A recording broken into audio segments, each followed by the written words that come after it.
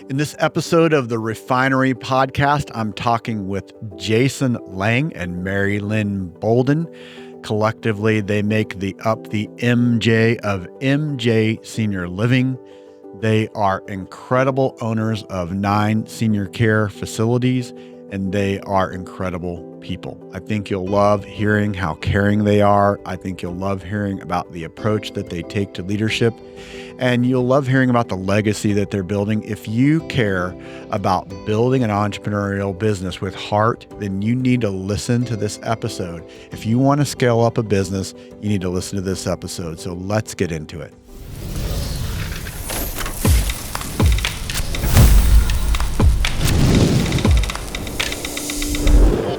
Well, Mary Lynn and Jason, welcome. Thank you for joining me in the Refinery studio today. It is so good to see you guys, and all the way in from Omaha. Yeah. And made it in. No problem getting in here last night, minus a bag. Yeah, minus a bag. Minus a bag that didn't make the trip. It got here this morning. Today. Yeah, we found it. Yeah. Made it in. Thanks for having us. We've been excited to come to the Refinery and see this and spend time with you. Absolutely my privilege, and I mean that entirely. I've been looking forward to it.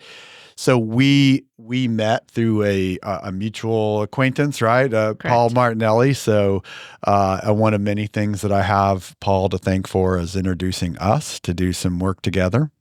Yeah. And so let's see, how long has it been now since we started doing some work together? I was trying to think of that. That's a really good question. Yeah. 2 years, 3? Couple at least. Maybe at getting least into 2. 3? Maybe getting into 3. Yeah. I'm thinking.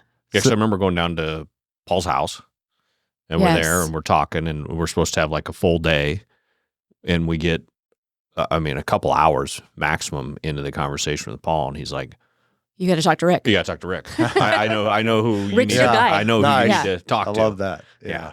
Nice. Well, so we met through a mutual phone call, and then we just kind of hit the ground running from there. And so that's been a few trips for me heading out to Omaha. Yeah, typically you come to see us. Yeah. So this is kind of nice. Right. We've been excited to make this trip. Like, we didn't know when we were going to do it, but we said we've got to get down there. Yeah. Nice. So for people who don't know who you are and they're going, okay, this is nice, but who are these people? Yeah. So you guys are the owners of MJ Senior Living. Yes. And you started that in 2009. Correct. And so now just kind of give us like a flyover, like what is MJ Senior Living today? What does that constitute? Yeah, well, I think the first thing is to talk about the name a little bit, because it talks a lot about our relationship. Yeah. Yes. And it's MJ, and it's obviously Mary Lynn and Jason, and that just tells you where I sit in the relationship from the start to the finish. You could say they save the best for last. Yeah, they could. We don't say but that. They don't. We could, but we don't say that. Okay. Yeah. All right. Yeah. No, so 15 years. It is. It was 15 years this May. You are the MJ of MJ. Uh-huh. Yeah. Okay. Yep. All right. And so what would be sort of like what is included in MJ Senior Living today? So we own and operate assisted livings, memory cares in Nebraska is where our focus is right now. We've done some work in other states, some consulting. Yeah. But our focus is really just making sure that we provide quality care living environments for elderly people in Nebraska. And Nice. Also a team environment where people like to go to work. They appreciate what they do every day. Okay. So environments, that's plural. So how many? We have 9 of them 9. currently. Okay. Mm-hmm. And are they all in one place or spread out? Where are some of the locations? They're most in eastern Nebraska is where we're all located. We've got about 500 employees and about that many residents right now that we're caring for, right? Yeah, we're almost 700. Is that where we're at now? The number of residents? Oh, yeah. Okay. With the recent addition? Yeah, we're almost 700 people. So Yeah, so we just added another community here just a couple months ago. Mm-hmm. So that takes us to 700. Nice. Yeah. So that kind of 15 years ago, you don't think that when you're starting. I didn't necessarily think that when we were starting. No, Okay, we were happy I'm to have glad- one. Yeah, we were glad to have one One property. with 16 apartments, and we're like, these are 16 Woohoo! lives that are going to 16. have a great impact, that couldn't have lived the life they're about to live right. Absolutely. without what we're going to build from the ground up Mm-hmm. And again, I can remember stopping out there with Mary Lynn, and she's writing a Bible verse in the frame. Mm-hmm. So, okay, so your first place that you guys had before you were MJ, that place was like a piece of land? Or was it already a building? No, the first project we developed as MJ, as we were getting MJ going, was bare dirt. Yeah, let's be clear. Bare We dirt. started with nothing. Yeah. Started with nothing. Yeah. We started with nothing. We but started an with idea your kitchen table. We started with your kitchen table. that now sits in our office Yeah. as a remembrance token. Yeah. Yep. Okay. Well, I want to get into that in a minute, like sort of the origin, because there's a story behind that. I'll kind of go back to like when I sort of came into the met you guys, and so you started with the opportunity for 16 lives to be changed, and then once you hired people, let's say like within the first year, how many people were on your team? Once you had a building and you were bringing people in, how many people were on your team? Well, it was 2 years before we had a building. Mm-hmm. Before we actually had a community. I mean, we consulted first. Yeah. So we were out doing some consulting. Honestly, we had to pay the bills. Yeah. And so that's where we were at. Like, gosh, we've got to feed our families and make the mortgage payments and pay the utilities. So we better go do some consulting while we're working on developing this new product of memory care, 16 apartments. Yeah, because the project timeline for a ground-up construction for us is almost 3 years. Yeah. From the time we start talking about here's the right market, here's where there's this hole in what's being offered that we believe we can come in and we can do something different. Mm-hmm. Not always better, right. Just different than what's being offered. Okay. In different, getting the capital together and all that. Yeah. Bank loans and just the construction process, is going to be 14 to 16 months. So that just all takes time. And so we went out and consulted for quite a while. Couple of years, and it led to other business, and it's led to other business still today. Okay, those consulting relationships. All right. So once you were up and running, and you had a place, let's say after 2 years of operation, once you were in, how many people probably were on your team at that point? That's 40, a good question. Yeah, 50. Okay, so that's a maybe. I mean, I'm thinking initially we started because we had. Providence was going, but we were in Oxbow and Richmont Village. Richmont Village. Yeah. Okay, so you've multiplied that by 10 times the number of people, and so I asked that question for a reason, because when we met, and please, if I miss anything in this, but your team for a long period of time got about 10 weeks of the two of you interacting quite a bit and doing some training, and that started sort of the way you were training sort of started through the sales process, but then you realized what you were doing was really valuable for every part of your operation.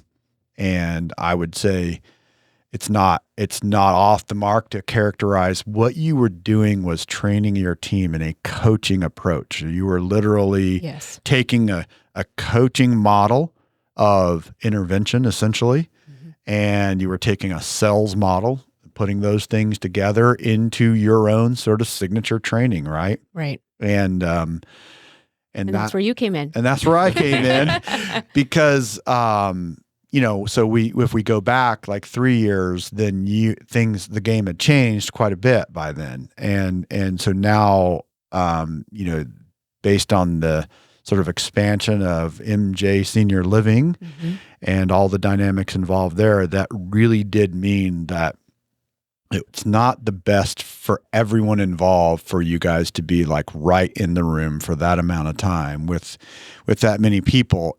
They have access to you, and we'll talk about that, but you guys, one could only imagine the number of different directions in which you became pulled in not very long time. I mean, you just think about the build out alone of the first place.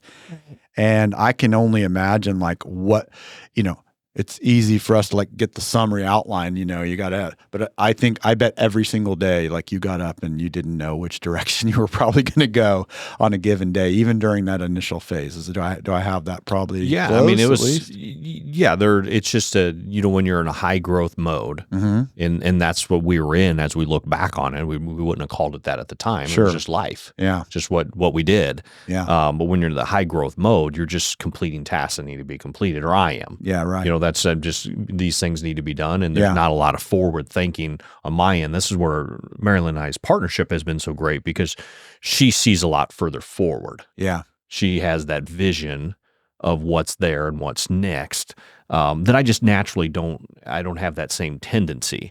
But yeah, there's just a lot going on, just getting through each day, thinking about what's coming up next, and whether it's our relationship with you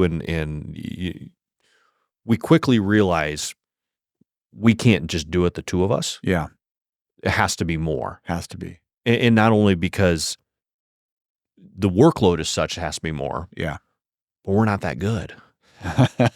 Yeah. So if it's going to get better, we have to bring in people better than us. We have to, with the different strength sets than what we have, which is what we did with you. I think of David a lot, who we work with. His job title is to make Mary Lynn and I look better than we really are. That's it. That's what, that's all you got to do. He truly does that. And he does it every day. Yeah. And you took senior conversations and made it into MJ conversations. It's way better. Yeah. We thought it was pretty good before. Well, and we knew it wasn't effective. at its potential. Yeah, it was effective and it was good. Yeah. And we know this too from our being an entrepreneur and this entrepreneurial journey that you go on that you don't know you're on necessarily. Right. You're just on it. And as Jason said, you're just completing tasks and doing things. But something that we learned from Paul, I remember him saying this many, many years ago. And he just said, when God sources you with a gift or an idea, he's going to resource you to bring that forward. Yeah. And we've just seen that time and time again. And you were part of that resourcing. I mean, here we are in a conversation with Paul, trying to figure out what are we going to do with this reimagining the sales process that we have. Yeah. Oh, you need to talk to Rick. Let's get Rick on the phone. Yeah. And that's an interesting thing because in that concept, I think that's worth like dwelling on just for a minute, because when you are sourced, you are resourced. Resources don't come from us. They come through us. Yeah. Right. Like there are resources that I think have been sort of placed in us that get drawn out. And I think it's almost like it doesn't always get drawn out. It gets kind of wrung out of us sometimes, our own sort of... It gets cried out, it gets bled out, it gets out there. But it'll get out somehow, but I think really it's the idea that life really is happening through us. It's not really happening kind of from us. And if we can get away from the idea that it's happening to us, then we're in a better place. But that comes through. And so in this sense, what we were trying to do is, how can we take this value of the two of you being right there in the room, which and people be able did to, love, by the way, and they still do, right? They still I do. mean, and how can we keep that value, but let that sort of go out a little bit exponentially? So we took what was an in-person training and we turned that into an online process, and through that, so look, I'll just say this. I brag about you guys all the time, and because it's well deserved. And when I said I'm privileged that you're here in the studio, that's not a platitude on my part. It is an absolute heartfelt, like there is something very unique, different, and special about what you do. And I feel like I'm qualified to say that. And let me explain why. Through that process of this sort of reimagining. So we took a training that, what was the book like? It was pretty thick, pretty good. A lot of energy, and it was great content. It's great stuff, but we need to be able to get it out so that it doesn't have to just be understood and engaged in when people are together physically. That there's another way, and so in that process, we were putting it, of course, in an online format, but we involved many members of your team. And then, this was months of time that we spent getting this right. And that part of that process was me coming out to Omaha, and we spent, about a week in the studio there. You got to meet a lot of the team. I got, and that's really right to my point, is that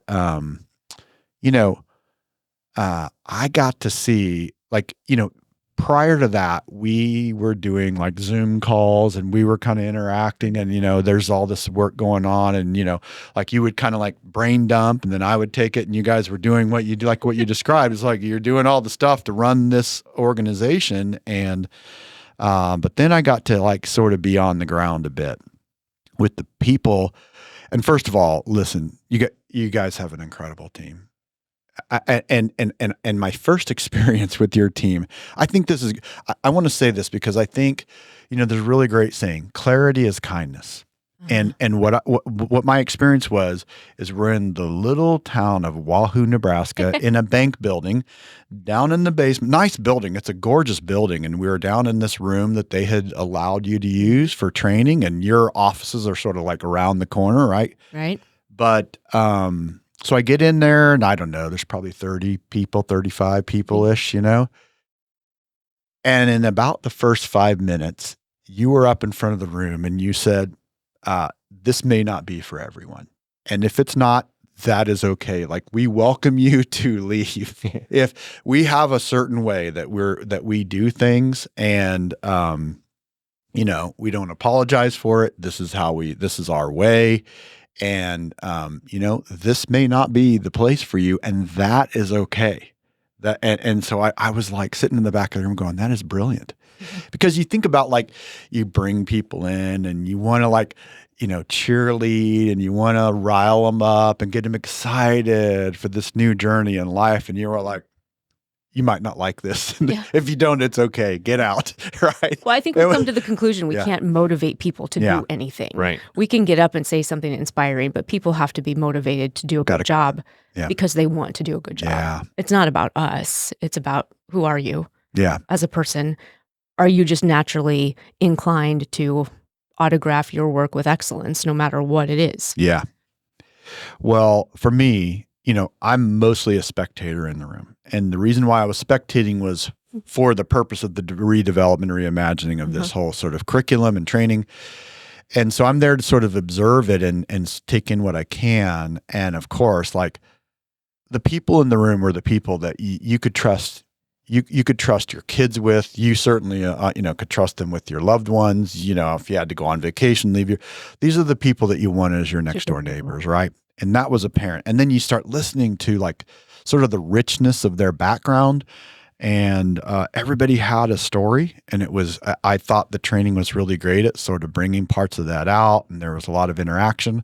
So it was a wonderful experience. And then, so I sort of got the vibe, like I kind of got the vibe of the tribe there. And then we fast forward into where we're in the studio. And then, what we had done preparing for that was we had several team members who were interacting, and they were providing sort of their kind of insights into the different things. And you guys were, kind of teaching through the stuff and then sort of having these podcast style conversations through it. And, so, that's a pretty high level of engagement. And I'm thinking, man, this is legit. Like, these people they are living this. And if you listen to them and their enthusiasm and their authenticity and in the model and the way, and they really believe in it and they're seeing it and it's making a difference. And so it was easy for me to see, like, in this industry, and really in industry, like, what I loved about the way you did it, the way you do it is, you could take this model and you could take it to any industry. Yes. And it would do well. Yes. Right? Absolutely. And you're applying it in a place, I think, where the way that you do things is not probably the typical way. Is that fair for me to say? Because I don't want to pretend I know something I don't. Yeah, I would agree. In senior living in general, whether it's the nursing home or assisted living, people are their diagnosis for the most part. And that's sad. Mm-hmm. And we've turned that upside down and said, no. I don't want to know all the things wrong with mom, right, or all the things wrong with dad. Yeah. Just tell me about your dad. Yeah. Who is he? Where'd he come from? How'd he grow up? What does he love to do? Tell me about your dad. And that just, it's a whole paradigm shift to the conversation. And people actually are just kind of taken aback, like, oh, we're just going to have a conversation here, and they're going to get to know my loved one that I'm really trying to help find the next best thing for them. Yeah. What is this next best move for the next chapter of their life? Yeah, families just don't know how to respond a lot of times when you start just asking really honest questions, and it's coming from a place of just intrigue. Yeah. Like, I'm just curious. And caring. And I mean, we ask the questions because we care. yeah. And our team is just so good at really helping the people identify, and they can self-identify what the next best step is. Sure. And just like we'll tell people, this may not be the training for you, we'll say that to people coming in to tour and visit us. We may not be the right place for your mom. Yeah. You should check them all out, because we want to make sure at the end of this, your mom has the best place for her.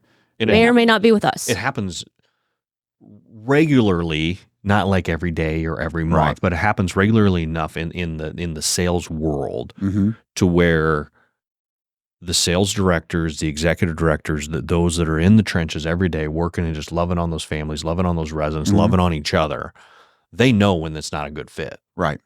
And they know we're not worried about how many people are living there. We're not. We're worried about how many lives we're impacting. And that's a huge, huge difference. And so we know if we bring in this person that's not a good fit, are we impacting their life in a positive way? No. Now we're collecting rent. Right. Okay. And a lot of people would say that's it. And that is the end goal for many places. You collected rent on all the apartments. Good for you. And we say, you know what, that'll be a byproduct of what we're going to accomplish here. And it happens in all of our communities. Sure. It is a great byproduct. Right. Because you have to have a profit. Right. Otherwise you don't have anything you can do. Yeah. So it's good just point. a different model of how we're getting the there. methodology of how we get there is completely different than most places, I would say. Yeah. And I'm going to just make a guess at something, and you can tell me if I'm spot on or way off the mark. A common word in your industry that would typically be used by either owners, executive directors, would be the word capacity. Yes. And I'm saying that to say that you were saying, like, we want to fill up and make a profit, but I think that it occurs to me that probably where a lot of places have sort of missed the mark, they've sort of missed the heart of the matter, is their primary focus is on the capacity and the degree to which, the percentage of which they've met their capacity.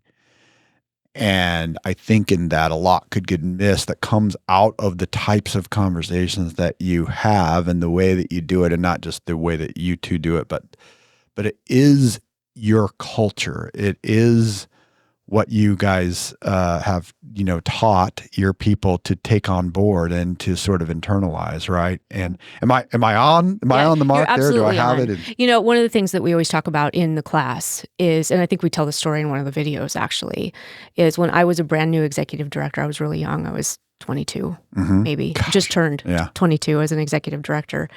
And I just remember all of the apartments that were empty and that needed to be filled. Yeah. And there's this beautician who was coming in. She was the beautician at our assisted living, and she came in and she just stopped in at the end of the day just to say hi. And I must have had a stressed look on my face. And she's like, Mary Lynn, what's going on?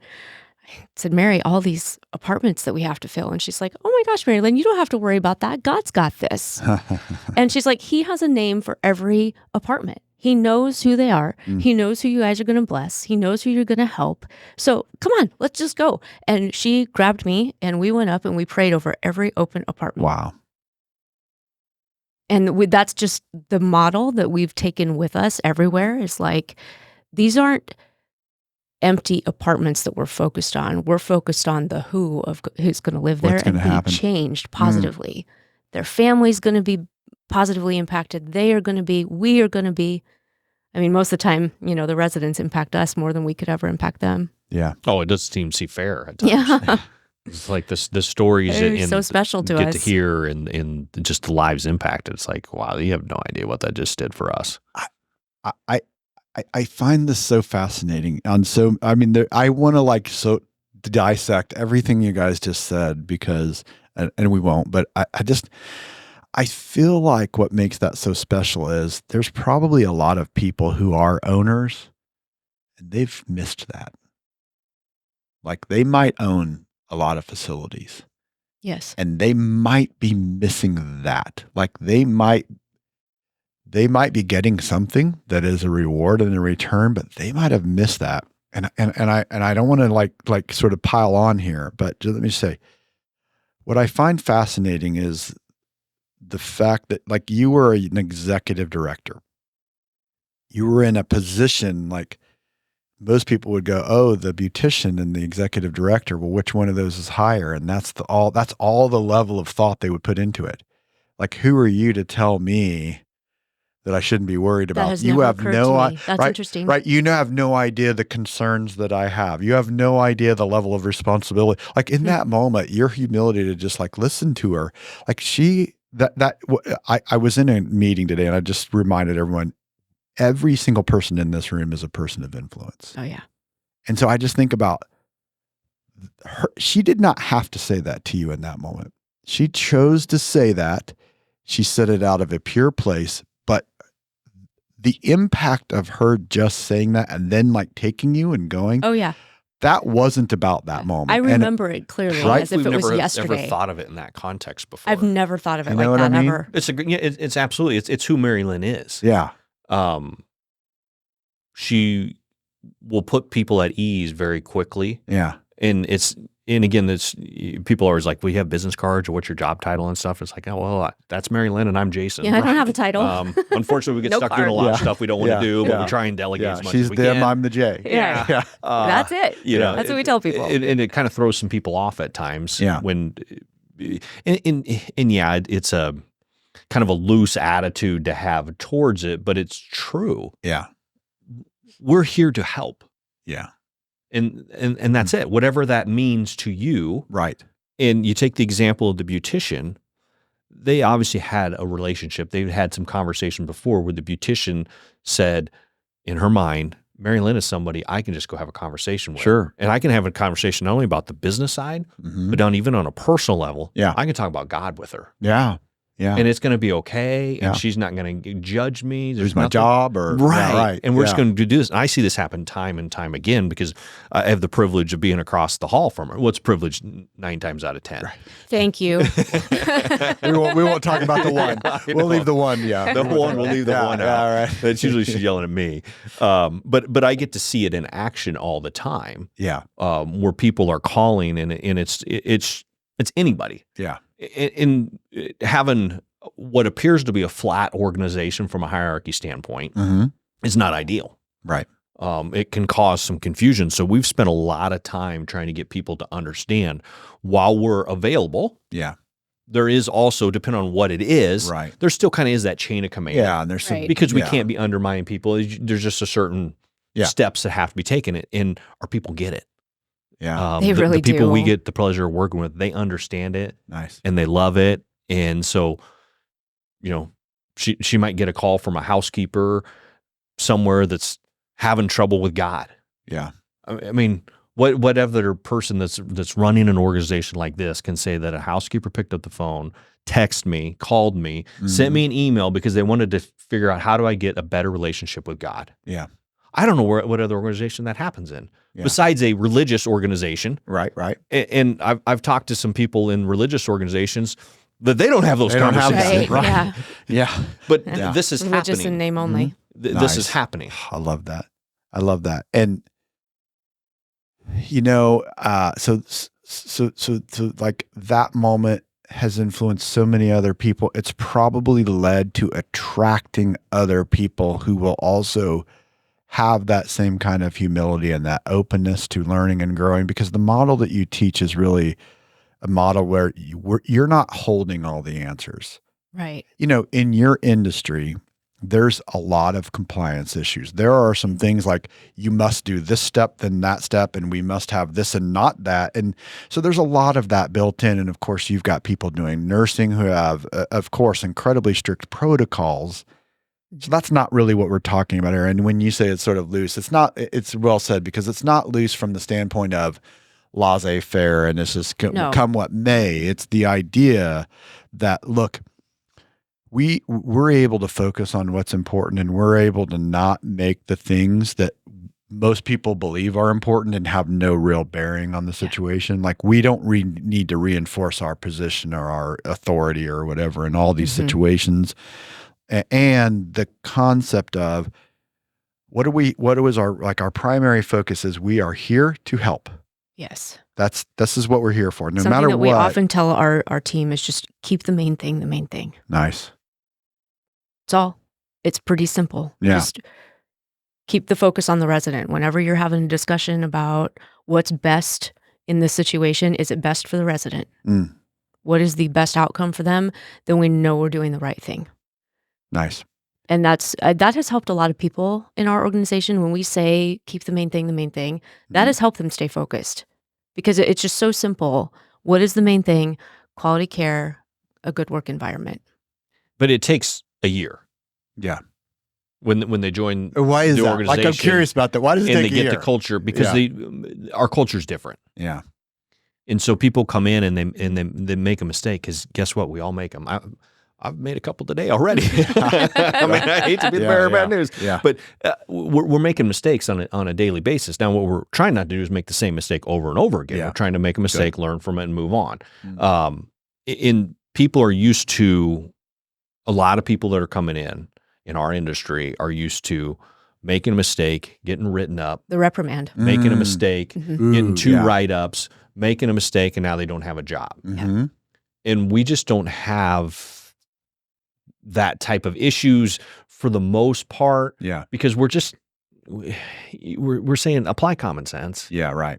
Talk to them about it. And the older we've become, the more we've matured in the leadership process, the less of a heavy hand you get as a leader. You just don't need it. Right. When I was younger, I felt like I was more hard-nosed and used more of a heavy hand. Yeah. Well, your awareness is raised. Your level of awareness is way different today than what it was then. Yes. Your level of maturity comes along with that, but you can have people that are very mature, but still low level of awareness. And here, what we've seen is everybody rising. And again, this goes back to John Maxwell, law of the lid. Yeah, right. As we've grown our lid and our team around us has grown their lid, everybody's coming up, and it's a lot of fun. Nice. When everybody's coming up and you're seeing the growth in whether it's a new director to the organization. We got some people that are just absolute superstars.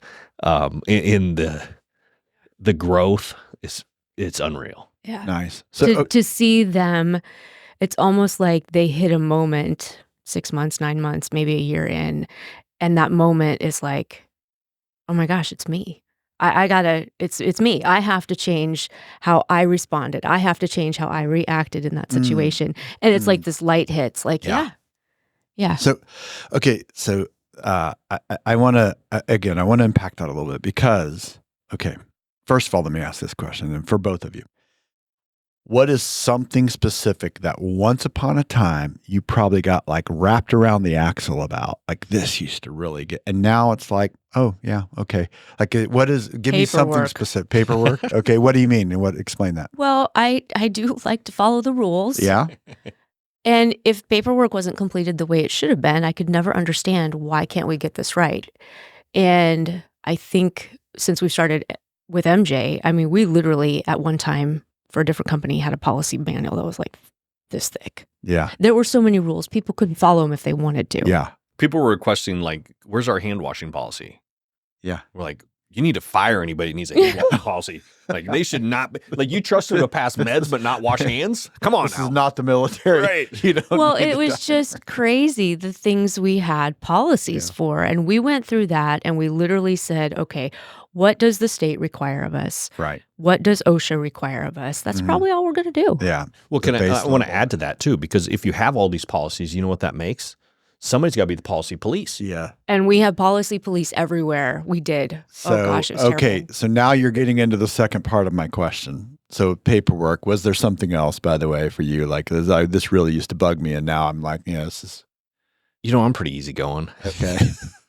You are. I do believe that. I don't know what really.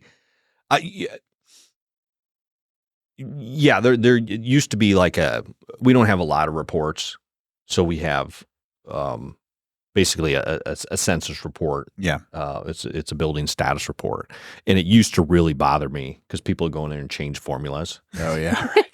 And I was like, oh my God. It's like being a tax preparer. Yeah, like, just when I learned how to do I'd open up Yeah, the I'm report. not going to lie. That sort of irritates me too. Still, when I see it, my OCD self wants to go fix it. But it's like, all right. I'm like, and I used to go in there and I'd fix it and I'd lock them back out and send them back. Hey, don't do this. hey, Billy Bob. Yeah. Really great report that you sent in here. I noticed that you weren't using the formulas. I went ahead and reset them all for you and totaled them back up. And then the next week I'd get it and they were all gone again. Yeah, right. So, little things. Well, okay. So what's interesting to me, this is what's so interesting is this is why when you said it takes people a year, I think you've kind of said it. It's, if we have been in the place with the policy manuals this thick and there has to be the policy police, that naturally leads itself to a culture that is punitive by nature. Mm-hmm. Yeah. It is like, we are waiting for you to screw up We're so that we nitpicking can people to death. Right. What John Maxwell uses that term, like, it's like you live in the mushroom factory. Everything's dark and all of a sudden somebody turns the lights and rips somebody's head off. Yeah. and then leaves. It's living in the mushroom, working in the mushroom factory. But, I think that just like anything else in life, a lot of our sort of programming and enculturation does train us to be very limited. And when you come in and what you're used to is like this whole don't screw up, or, the whole goal is don't screw up. The goal isn't, hey, we're here to help. Yeah. Right. So when you come from that, who wants to work in that anyway? Yeah. I mean, nobody wants to work in that It leads in just doing just enough not to get fired. Yeah. Yeah. And the bare minimum. We fight that generationally. Sure. And I'm not even saying it's the next generation, because there's some that are my generation. Right, There's right. some the generation above me that had the same type of attitude, but it's more prevalent. Right. With the younger generation. Yep. Of what's the minimum I can do to scrape by. And we see it with kids in school of, well, I know I've got a 94 right now, so on my next test, I only need to get a 70 to pass the class. Then I pass the class. I'm there. Yeah. I made it in. Yeah. Instead of taking is that your potential? Right. And again, this is something we picked up from Paul and learned from Paul about where's your potential? Are you good in comparison to your potential? To your potential. Yeah. That's it. And again, it probably gets old at times to be around Mary Lynn and I, whether you work with us, whether you're related to us, because these are the types of questions we ask. I know when my kids bring in grades from school, and thankfully now I've only got 1.5 left in school. Yeah. Finishing up his master's degree, and then one in college still. But the question isn't, what'd you get on this? Right. How'd you do? How'd you apply yourself? Right. Was that the best you could do? Absolutely. Great. Good work. Yeah. Nicely done. And what does, and I think there's another piece of that is like, what does this mean? Right. Mm-hmm. Because we get very task focused and we're like, let me just perform. And we forget what we're actually learning. We forget what we actually know. And then when you're talking about everybody's awareness is raising, like, a big piece of awareness is to be aware that you are aware. Right. Like Yes. even the idea that, hey, you don't just like survive through life. You don't just put it on autopilot, because, everything about like our neurology is sort of geared towards being able to do well and move on autopilot, but that doesn't get us where we need to be. No. Just that whole idea of average is just hard for us. Yeah. I think in general, like, we get frustrated with laziness. Yeah. Or people that are just okay with average. Right. That's a frustration for us. Mm-hmm. It's like, why are they okay with that? It's to use a grade as an example, it's like, okay, you got an 88 and you think that's good, but what if you were capable of a 98? Yeah. And that's obviously, we're not having those conversations with our team, but it's just an easy example to point to. Yeah. Sure. The thing I always bring up with the example on average is, we'd sit here and I'd said, hey, let's go get some average pizza. Yeah. Nobody'd be raising their hand. Right. Like, no, I think I'll pass, buddy. Good job. That was for college. Yeah. We're done with those days. Okay. Well, so look, there was obviously you are intentionally doing something different in your industry and the way that you do it. I want to talk a little bit, at least, just about like, when you guys set out, you said it was a conversation in your kitchen and you still have the table. Take me back to that conversation. Like, what were you trying to go away from and what were you trying to go towards? Well, we had just stepped away from, I don't want to use the word toxic because it's pretty cliche. It was an unproductive culture. It was a challenging culture. Yeah. Okay. Definitely a challenging culture because you had two different thought processes that were really happening. So you had this thought process of money, money, money, kind of at all costs, the people kind of down here somewhere. And then you had Jason and I on the other side of that were trying to build people and introducing, we were reading leadership books together and we were helping people grow and develop, and they were eating this up. The more that succeeded, the worse this other part of the dynamic became, in my opinion. I don't know if you'd think the same thing, but it was a challenge because they could see the results. Our communities were full and the teams were happy and we were growing and developing together.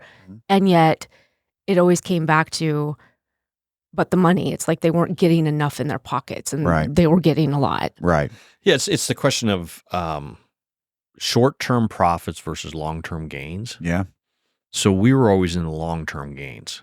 Yeah. We've always said we're looking big picture, long-term, what does this look like? Because we know if we do things the right way, just on the financial side, we can produce a better profit over time versus shortcutting some things to have an immediate profit in the beginning that then just absolutely falls away when your reputation is bad, when care is bad, when all these other things that you can't.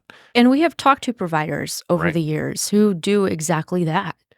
They readily admit they're not providing the best care that they could be because they were in such a hurry to get to that profit. Well, what's common about those conversations? What do they remark on typically? Can you help us? Yeah. It's so true. It's a conversation we just had one. So so there's like, I guess I could use the word regret. Like there's. I don't know if there's regret. No. I don't know if they're that self-aware. Help me characterize that. Like when they say, "Can you help us?" What are they aware that they're missing in that? That's a great question. I'm not sure that there's an awareness that they're missing something. Okay. I think the profit's not there. It is simply It's that simple. So it's coming. Okay. They're writing a check every month, and they're tired of writing a check. It hurts, and so they want to bring somebody else in and write a check to them, to then make it so they stop writing a check. Yeah. They're not looking to learn, grow, or do anything from the experience because they believe it's a short-term, cyclical, whatever the issue is. We got a bad executive director we got to work through. We got some problem that doesn't involve a mirror where the actual problem is. Yeah. Well, and we've done this too in the past. When during our consulting, we had done this in some communities where we'd gone in and they said, "Hey, we just want you to come in and sell. It's been at 62% occupancy or whatever. Just come in and sell." And we're like, "No." Yeah, they want you to be a provider, not a consultant. Let us train your people first. And they're like, "No. Once you get us back up there, we'll be able to maintain it." And we're like, "Okay, but you will be calling us in 6 to 9 months. We will be back. We promise you." And that happened, and we did. We came back, and then they let us train the people. Yeah. There's always operational issues that have to be addressed, operational problems. Sure. That have to be uncovered and addressed. And sometimes it's a people problem. You've got people there who shouldn't be there. Yeah. So you help them find new jobs, get on to the next thing that's good for them. Right. Yeah, and I think on the people issue, when they come up, I think this gets lost because it's hard when somebody has to make a change. It's just hard. It's hard on them. It's hard on their family. It's hard on the organization. It's hard on those team members that have been working with them. But they couldn't have possibly been really happy because it wasn't working. Right. Yeah, and maybe they'll see it a few months from now or in time, and maybe they won't. But that's always the hope, is that down the road there's actual growth. Yeah. They have to be ready for it. Because that's always a difficult situation when you have to part ways with someone. Yeah. Yeah. Okay, so we've that was sort of a good summary, or at least there's some thoughts about sort of what you were moving away from and some of the experiences that led to. But what about, what were you envisioning in that conversation as far as you could, how much were you envisioning? Like, describe that vision a little bit.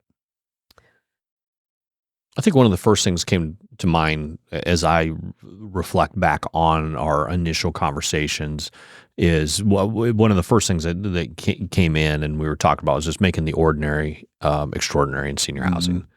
That we knew from working in the trenches. Mary Lynn started out as a nursing aide, med aide, executive director, worked her way up. I started out as a maintenance man, worked into sales role, into director of development until I was part owner in management company and ownership level. We just had a little different perspective on how repetitive some of the tasks that have to be done every day with each resident are.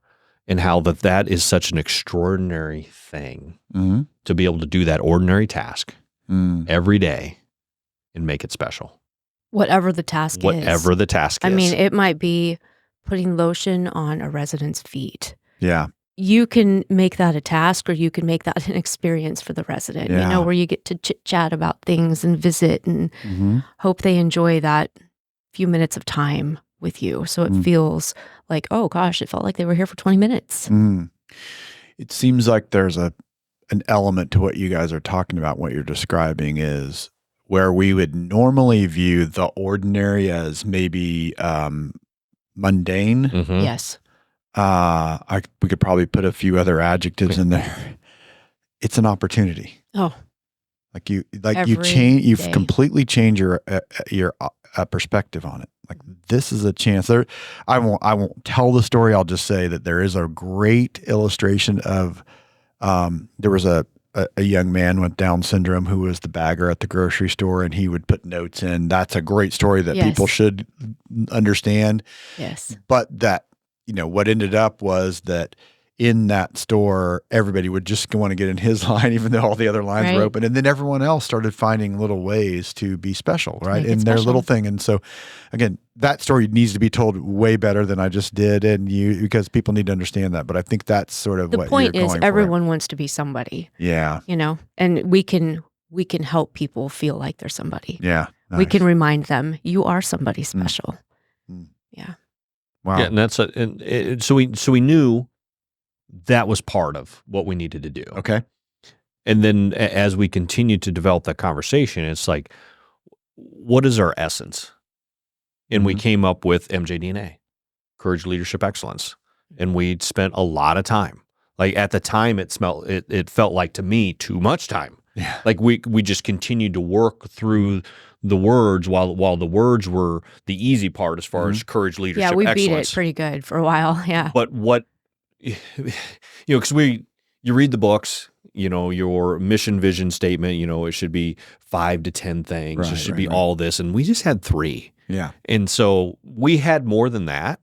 And we kept whittling it down, because if it could fit under one of those, that's all it was, because we knew we needed to keep it simple. Yeah. It needed to be understandable. We know the levels of communication from John Maxwell. We knew that people needed to be able to go home and be able to explain this to their spouse, and their spouse needed to go explain it to the kids or to their neighbor, and that everybody needed to understand what courage, leadership, and excellence meant, what MJDNA meant if they were part of the organization. And so we spent a lot of time working developing through that and what that meant, and how are we going to explain this to others. And I would say now, fast forward 15 years, the majority of our time is spent living those out, right? Being the example, showing people, what does this mean, this MJDNA? What does it mean to have courage? What does it mean to be excellent in the industry? So. Okay. So let's talk about that. That's a good segue. All right. So give me, in the last, let's say, couple of years, what has probably been a particular challenge that has given you an incredible opportunity to live that out? I'm going to be thoughtful in how I answer this. We've had some amazing people with us through the years that we've worked as MJ. And there comes a point in time where you outgrow people. Yeah. Even though we have done all the things we new to do to help people grow Right. and develop. And you get them through the trainings and you try and mentor. And it's just their plateau. And they're just going to be there for whatever reason. Maybe they have no interest to grow. Yeah. But that takes courage to say, we've outgrown you. Yeah. You either have to grow and get caught up, Mm-hmm. or you have to go. You can't stay here. Yeah. And that hurts for someone that has been with us for a long, long time. Sure. I mean, we lose sleep over it. I'm sure they lose sleep over it. And collectively, we've shed 1,000 tears. But that takes a lot of courage to say we can't continue to allow people that are just okay with being average to stay. Yeah. When we've clearly outpaced them in growth. I feel like if anybody's going to do that, they have to understand what a mission is. Like they have to have, I call it your vital focus, right? Yeah.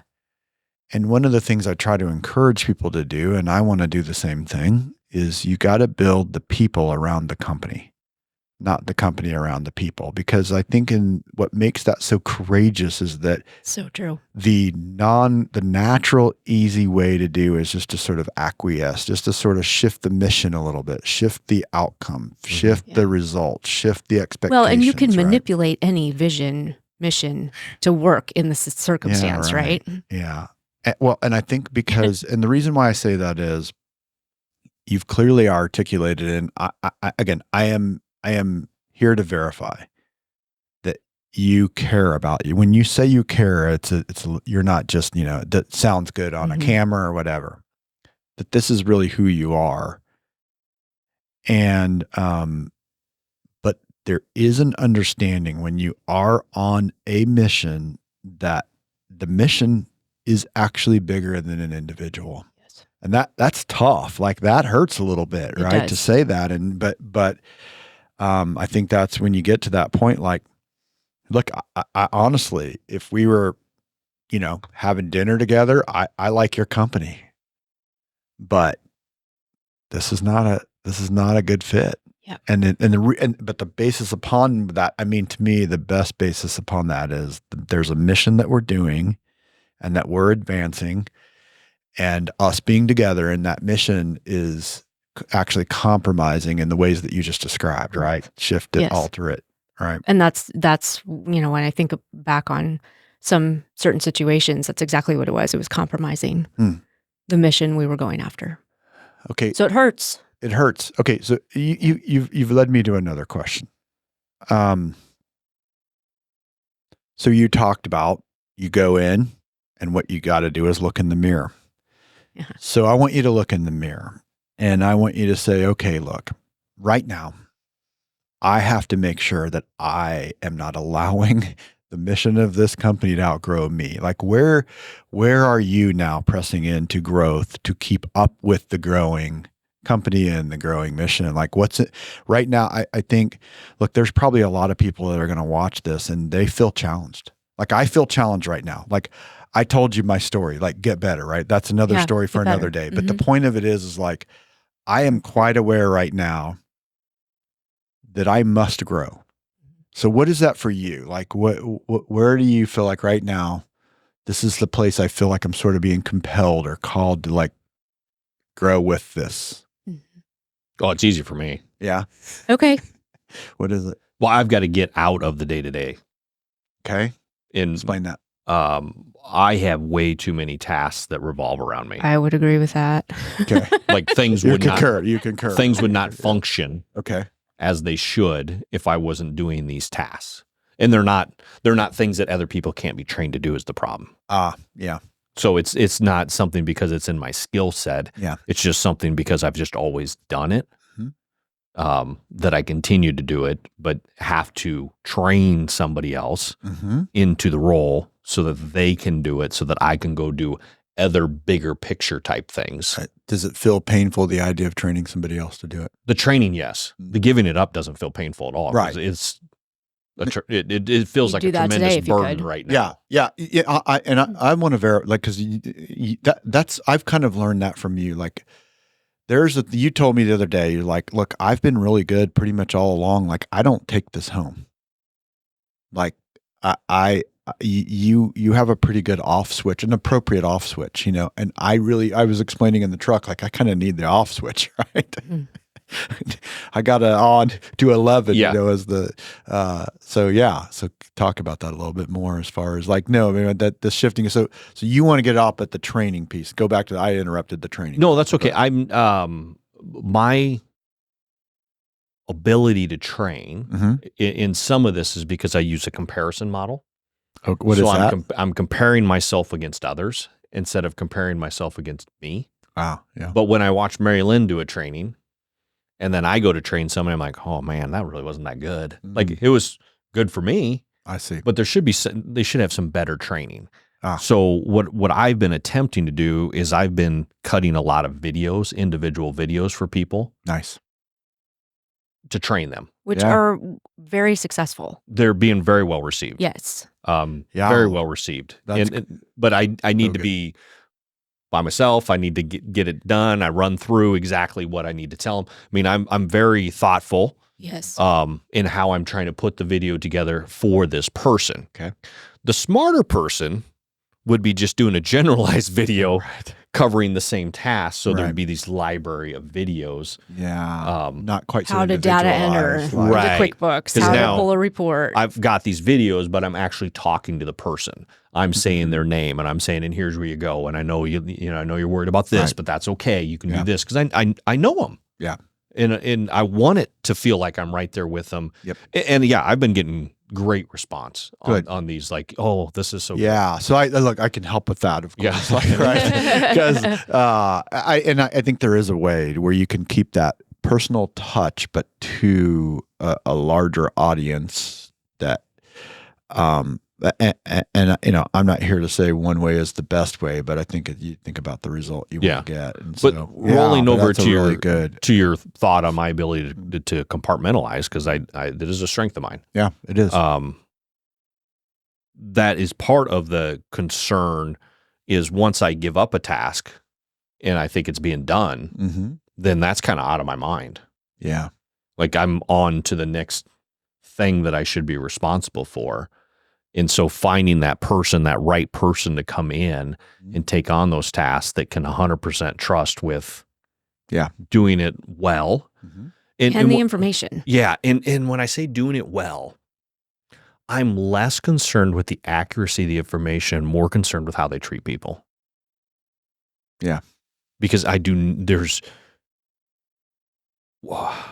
our industry, the males that are in our industry are typically in some sort of leadership role. Okay. So it's, if there's 100 people in the room, there's 90 females and 10 males. I also know from working in this industry for now 25 plus years that we have a lot of young females that have self-confidence issues. And I don't want to be the one that makes it worse. Yeah. I do not. I got a daughter. Yep. Not going to be me. Yeah. So I'm so careful in how I communicate because I want to make sure they know they could have just done everything wrong. Right. But I want them to feel like they did it all right. Yeah. That their life is fine. Right. They're not having to worry about losing their job. They have to go home because they're probably got to go home. They got to figure out how to pay the bills. They got to figure out how to make supper. They got all these that are real. You're right. Messing up a census report's not real. Right. It's paper. Okay. It's paper. We're going to be okay. When you think of the other life stuff that they're dealing with. And so I'm trying to be so cognizant of that when I'm communicating with them because I want them to walk away from the conversation thinking he believes in me. Yeah. Like if I don't have anybody else in my life, Jason believes in me. That's it's revolutionary and unfortunately rare. Like that is so critical. Yeah. So I'm glad you said that. Yeah. Well, we see it unfortunately see it every day. Yeah. Dealing with it, and age doesn't matter. Gender matters more. Yeah. But I'm dealing with young males too that lack self-confidence. Not at the same rate because we don't have as many young males or males in general in our industry. But that confidence that I'm doing life well, Mm-hmm.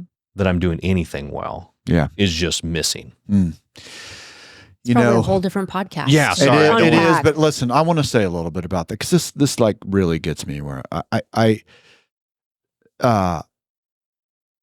one of the things among others that I'm helping people with is understanding their unique, different, and special value. Like, if you're gonna sell something, if you're you need to know like what makes the product unique, different, and special, what makes the service unique, different, and special. If you're gonna serve people, like what is it? And I think that a lot of people never really have the ability to express what's unique about something outside of them because they haven't connected with what's unique inside of them. Mm-hmm. So true. And in that process, a lot of the pressure that we feel and experience is self-generated. And it kind of fuels on this sort of value piece, like not really understanding your value. And see, we can get that screwed up because we can think that if I start connecting with my value, somehow that makes me arrogant or lacking humility, and I'm going to end up being some person that I don't want to be, or people that, someone that people don't like. And it's quite the contrary. It's quite the contrary. And I only know this because I've experienced it and seen it, that when people really get their value, and I'm going to tell a personal story if you don't mind. Like my wife and I, we're getting close to like 30 years, right? In recent months, we went on this retreat, and I'll just say that quickly. We were having conversations that we've never had before. And in that process, like I recognized something of value in my wife that even in 3 decades, like I really hadn't gotten, like I didn't get it. And I knew that she did. And the word that came out is like, you are a rock star. Like that's my sort of way to sort of describe. And what I'm saying is, if people can appropriately connect with their own value and really get like, no, I really do have something great to offer. Now there's some things I don't yet know. There's some things I haven't yet experienced, but if you can really connect with that and get it in the most appropriate way, it doesn't matter what the service is. It doesn't matter what the product is. It doesn't matter what the offer is. It doesn't matter what the industry is. And anything that you feel ethically inclined to do, you can do very well. When you can, that to me, like it's really on the issue of value, where when we think about someone getting out of their own way, it usually comes back to something about their understanding of their own value. And I can understand why you want to protect that, like why that's so important to you, because you're like, look, here's what I sort of see. You're piling on you, and I'm not adding to the pile. Like I am not the guy holding another brick to put on the pile. Like I am trying to and we have a task to accomplish, some work to do, something to improve, something to advance. And so, I'm so glad you said that. Like, I think that is, and I love being in those conversations with people, just to, that has to sort of be drawn out, because to the point where like you can really connect with it and claim it and own it, and in a healthy way. I think it's so critical. And I think that the way you guys approach things, it opens the door and it allows for that. And so I didn't want to leave that unsaid in this conversation, because I think what I just said, there's probably something in there for a lot of people. Like, honestly, there's something universal in there, right? And so we have to do this, don't we? Right. Yeah. Yeah. Well, it still comes back to what you allow, that self-thinking. What is it you're going to allow to be said either in your own head by yourself or others to you? And that's the most powerful thing, is what you're telling yourself every day. Yeah, it's true. Okay. So let me ask you this. Did I leave anything unasked there? Like, is that part of it? Like it's, I think what I'm really curious about, is this idea of like, you've been on this journey. You started at a kitchen table And, you guys both had this background and you came to this place like, we're going to build something. I don't know how you said it, but that's what, and we said like it took you 3 years to even have a building and a place to go and people there. And then now, as we started this conversation, now there's 9 places and this is the number's growing, right? It's not going lower, it's going higher. So I would say that, that's scale. Like something is scaled. And in my world, scaling is a common phrase, right? Scale up a business. Sure. And so, and about scaling, if I can just please say something, we absolutely. were having a conversation yesterday with some other people in the industry, and they too had scaled and then scaled back and then scaled again. And it was just interesting to hear their journey as well. Mm-hmm. Because when sometimes we look at where we're at and we're like, gosh, it's not enough. Because I don't think there's really any stage that's too big in our mind. Right. And it's not enough. It's not been fast enough. It's not been whatever. But then you hear other people's story and it's like, wow, we've really had steady hands on the wheel that whole time. Mm-hmm.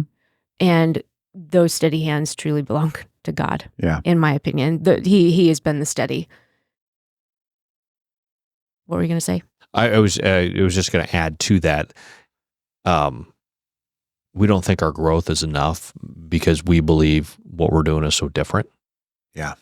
That we have an opportunity to change more lives in a positive fashion. Yeah. And so that's why we get disappointed in ourselves. Yeah. Yeah. It's because of this opportunity. And through MJ Senior Living, mm-hmm. we've been able to have conversations with team members that we never knew were going to be possible. We'd hope for. Okay. But we never knew these types of conversations were going to be possible. And to see lives change inside and outside the organization. Mary Lynn was talking earlier about sometimes we have to ask people to go because we outgrow them. Mm-hmm. Well, sometimes people outgrow us. Yeah. We don't have a new position for them. Yep. Because there's somebody else really great already in the role and they got to go somewhere. That's so much fun. Yeah, that's great. When they outgrow. Oh, it's so great. It's like they're leaving the nest. Yeah. It's so great. I love that. But it's just been, but I just wanted to hit on that for a second, that our growth at times when it disappoints us is because we truly believe we can make a difference. Yeah. I think you're confirming what I just said about value. Like you are connected to that value and like you are aware when you get that, you go, this does need to grow. Like this, there's more of this is needed. So let me ask you, in that whole process, what have you found surprising in terms of like, you just kind of said a really good thing, like the things you're ready to offer, but like, do you ever look at stuff you're considering today that once you didn't even think about, like it wasn't even on your radar screen, and now you're thinking this is a real possibility? Like, what would be some of pause there for a second? Yeah. Because I want to roll back to Mary Lynn. When you look at a mirror, where are you at? Oh, and we missed that bit. Yeah, that's like as far as like growing and staying up. I know. And everybody around me agrees with what I've got to do. Yeah, I think that's a really good question because I've been on this interesting path, I would say, over this last year. And I just feel like God's got me on this path. Mm-hmm. Over this last year. I'm able to become less at MJ. And actually by becoming less, maybe becoming more. Somehow I can work myself out of a job and I'm really okay with that. Yeah. I'm happy I can delegate like nobody's business actually. And that's probably not a good thing, but it is a good thing in that I can, once I trust someone, I can give them that task and know that it's going to be done well. Right. Yeah. So I'm comfortable with that. And I truly now am thinking, what happens if I'm not here tomorrow? What happens if Jason's not here tomorrow? Yeah. Can this MJ culture continue on? Mm-hmm. And if the answer is no, we have failed. Mm. The answer has to be yes. And so I think that's just where I think we're probably both focused at this point in time is how do we get to a day where we can actually retire, maybe, down the road someday. How do we get to that point and know that the culture's not going to miss a beat? Right. And so that's kind of where I think we're needing. And then for me, just on a personal level, it's just been placed on my heart to really help people to know God. Yeah. And to know Jesus and just take that with them, because in my mind, eternity is just a very, very long time to spend. Yeah, we were talking about that somewhere. On lunch a little bit, weren't we? Yeah. And it's like, we're here on earth for just such a short amount of time, and we want to run well here, but everything we do here has to be focused on there. And I just got to thinking, I'm really not helping people in that eternal journey like I should be and could be. Yeah, that is the bigger mission, isn't it? Yeah. And this is what I love about Mary Lynn. Yeah. I know how many people she's talked to God about. Yeah, right. And changed their lives. Right. And she's disappointed in herself. Yeah, right. And well, where's that scene in Schindler's List? Yeah, that's exactly. I could have done more. I could have done more. Yeah. Just one more. It's a good lesson for all of us, right? Like, seriously, what are, I use the word refine to like taking that, explain that concept of continually growing. And I think that it's so worthwhile, because there is always more. And well, and to your point on, helping people understand what makes them unique. Okay, well, who does God say you are? Yeah. I mean, that's the question. It's people can say who you are, and they can put all these, names on you, but who does God say you are? Go be that. Yeah. And I think the why, along with what you're saying is why that matters is because we can devote so much time, energy, attention, money, sort of our life force into being who we are not. Right. Right? Yes. And there's consequences for that is the thing. And you're not happy when you're doing it. Yeah. And I think that there's an opportunity to, again, really understand who you are and just be okay with who you are. And the reason why that matters to me is the word purpose. I like that idea that like we were in God's mind before he like made anything. Created like us. We, not just like universally the idea, people, in my image. No, like you specifically. And there's something in each person that is absolutely them and no one else. And there's things he has in mind for us to do here. My wife is an identical twin. She is not her sister. Like they are not the same. Right. Right? They are technically identical twins. They're not the same person. Uniquely created people. So I think that the point of that uniqueness isn't that about you only. It is that you have something to do, a purpose. And I think that if you allow that in your life, it's really fun. It's a lot. I'm telling you, like I'm having more fun doing what I'm doing now than I ever had in my life. Yeah. Ever. And it gets more fun all the time. And I'm also quite aware, like I said, like I have so much to learn and there's so many more things that I should and could be doing. And so let me get off of me and let's just go. I want to go back to this. Okay. So, and let's, sorry, I didn't want Mary Lynn to get off. No, that was good. I'm so glad you did. I knew, sometimes you get rolling on these conversations and you just keep going. And it's like, I know there's something and my mind's telling me you forgot something. It's okay. I'm good with it. You left something behind and I can't think of what it is in the moment. And then it comes back, but I need that. Anyway, okay. So I think it's like, what's surprising you? What has surprised you? Because you are making decisions that have more zeros behind them. They're impacting more people. You started with the two of you in a kitchen. In a few years, you had 50, and now we're talking about 500 and then the 700. And more. So like in that, what have you found? Have you ever like had moments where you go like, well, how did I get here? Like sometimes I think there's that like, well, I'm thinking about stuff. I liked what you said earlier about like the opportunities you're able to provide. I guess I'm asking, is there anything else that you find like, wow, I wasn't ever thinking that I would be considering this, but now I am, and I'm making these kinds of decisions. Just the general impact that our word has. Yeah. Oh, it carries so much weight. It carries so much more. Because I'm still thinking I'm just that, kind of goofball from Arlington, having a good time doing what I love to do. Yeah.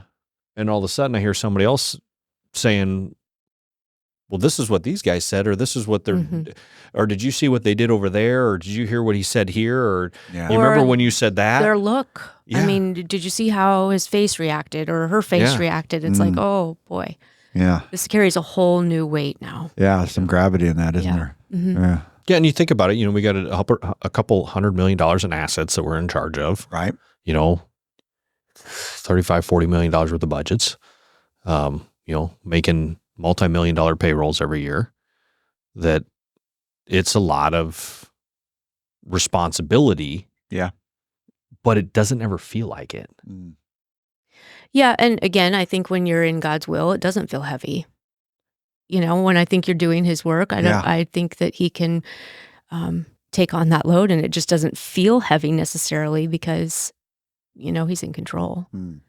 But the crazy part is the amount of influence that actually have. Yep. And again, if it's just like you feel at least I do feel undeserving of it. Yeah. It's slightly embarrassing. It's very embarrassing at times. One of our executive directors this year contacted the rest of the team, and so collectively they put a party together behind our backs. We fired them all. They're the people that they had to go. Yeah, we've outgrown you. Now you're done. Yeah, right. And we didn't know they had invited us to the community. We thought we were coming to talk to residents and visit with the residents or whatever. And we show up, and like the department heads They're all sitting in there. All of our communities are there. All of the leadership team from all 9 places or whatever are sitting in that room. And it was just, that was an overwhelming feeling in that moment to think, wow, this is the team. These people are family to us. Then the things they stood up and said, and the gifts they gave us that were, very personal. Right. So thoughtful. Yeah. And I know the next time Sarah, my wife, came to our office, and Carrie and the Oxbow team had just written out this letter, basically. Yep. You know how many times I've read that? I mean, just in passing by, it's like, oh, I just need to read this today. Yeah. Yeah. Sarah stood there and read that, and she's like, oh my gosh, these people really love you guys. Yeah. Yeah. And we really love them. Yeah. That's what I said. Yeah. And we love them. And I can't read that without crying, so I'm not going to read it. Yeah, right. Don't read it out loud, please. Yeah. Nice. Okay. So what have we left unsaid? Like, let me say this. It occurs to me as I'm that we need to have another conversation. And in that one, I want to talk about your residence, because there's a lot of stories and great things there. Let's do that. Let's do another episode together, and let's do that, because there's so many cool things, and it's, You want to just do one, me and you?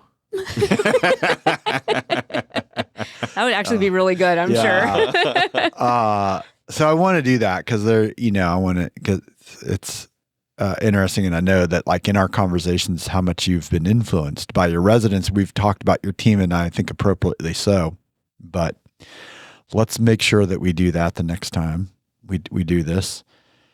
So for this conversation, because we sort of had this focus on a little bit of your story and the entrepreneurial journey a bit, which we could keep going on, I think. But what do you feel like is important that we haven't said? What is something that we probably ought to just spend a couple minutes on before we wrap up? Well, if you have a lot of entrepreneurs that listen to your podcast, and maybe they're in this place where they're just getting started. Yeah. Maybe they're where we were 15 years ago. Just don't give up. Just keep going. Keep doing the next best thing. Like that. And you will get there. And there are times, I mean, in another time together, I think we talked about how, gosh, my mom and dad were buying us food, and I remember going home thinking, I'm not doing this forever. Right. I've got to get this business up and going, and we're going to do this. Yeah.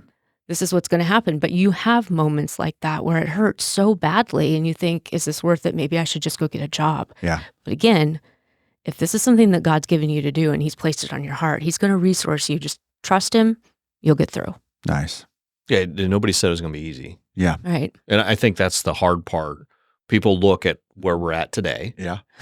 And they forget about all the things we did to get here. Yeah. They just want to show up and be us today. Yeah. And it doesn't work that way. They didn't put in the sweat and the hours and the tears and Yeah. You Away know, from family. Yeah. And right. You've got all to the sacrifices. You got to look at where we've been to understand where we are now. Yeah. Nice. Well said. Well, we'll leave it there. We'll come back to other conversations. Listen, I'm so thankful. This is such a huge opportunity for you guys to be right here in Traveler's Rest in the Refinery studio. And, you know, you've got a purpose for your trip of being here more than this podcast. So I'm thankful that you guys were able to fit it in while you were here. And thank you for having us. Yeah, Rick, it's beautiful. This was in fun. Here. It is. This is awesome. This is so great. the art. It's boutique, right? It's small. Yeah. It's not big. No, but it's got Yeah. everything You you need one of Yeah. these in Wahoo, Nebraska. Well, that could be listen, and I always want to say thanks to Ken. I'm just listen. You heard me at lunch. I'm like, Ken's a guy I could talk to every day. I just love working with him. So you know, he's. I'm not going to thank him until I see how he made me look on video. Yeah, well, we'll save that. Reserve your judgment. But yeah, so thank you so much, and look forward to the next conversation. Great.